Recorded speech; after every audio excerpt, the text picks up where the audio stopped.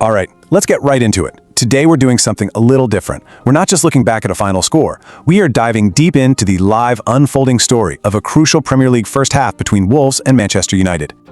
So, the scene is set at a super tense Molineux stadium. For the home side, Wolverhampton Wanderers, the stakes could not be higher. They're facing a Manchester United team chasing a spot in Europe. Let's really set the scene just before kickoff. And you can see the pressure right away just by looking at the league table. You've got Wolves, rock bottom in 20th, absolutely desperate for survival. And they're up against a Manchester United side sitting comfortably in 6th, pushing for more. That's a huge gap in fortunes and a massive mountain for the home team to climb. For Wolves, the situation is just brutal. They're coming into this match at the absolute foot of the table, winless all season after 14 games, with just 2 points to show for it. The need for a win isn't just high, it's an emergency. And you know, the atmosphere before a single ball was even kicked tells you everything. It's not just nerves, it's outright frustration.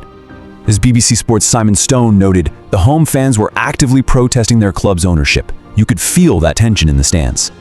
So, the whistle blows, game kicks off, and for the first, 23 minutes or so, it's pretty much what you'd expect. It's cagey, it's nervous. The word used was scrappy. Both teams are just giving the ball away way too easily, struggling to find any kind of rhythm. But that was all about to change. And then it happened.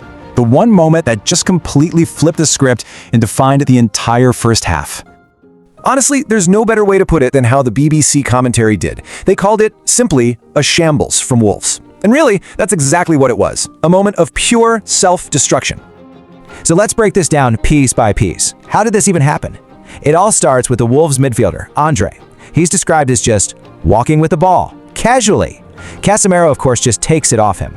The ball zips over to Matheus Cunha, who finds Bruno Fernandes. And get this, Fernandes actually slips, he falls, but the defense is in such a mess that he has time to get back up and poke it in. The ball just kind of dribbles over the line. A total, complete collapse. The 25th minute. That's it. That's the exact moment the life was just sucked out of the stadium and the entire game changed. So after a moment like that, what was the reaction? Let's check in with what the pundits, former players, and even the fans were saying right after it happened. You can almost feel the pain in this quote from a guy who knows the club inside and out, former Wolves captain Connor Toti. He's on commentary and he says, "I'm desperate for Wolves to get that win, but it's a bad one." That's just heartbreaking to hear from someone with that connection, watching his old team just shoot themselves in the foot. And that feeling, that disappointment, it was echoed by the fans. A supporter named John summed up the bigger worry here, saying this isn't just about today, but that it has the potential to be a long, long season for them. You see, it's that psychological blow for a team that's already on the ropes. But, okay, let's flip it. What about from the Manchester United side? Well, the game is far from over. Simon Stone makes a great point. United have only kept one clean sheet all season. He says their defense cannot be trusted.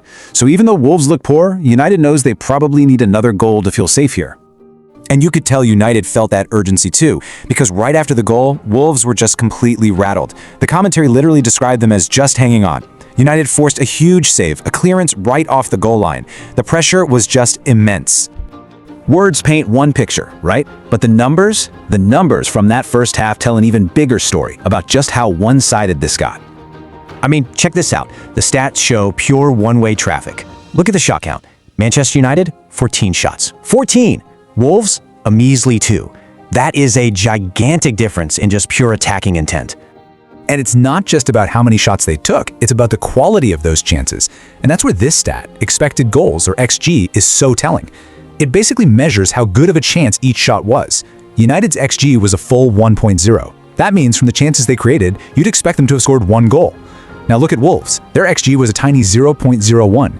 They weren't just not shooting, they were creating absolutely nothing.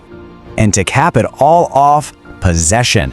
Manchester United had the ball for nearly 2/3 of the half. They were in total control.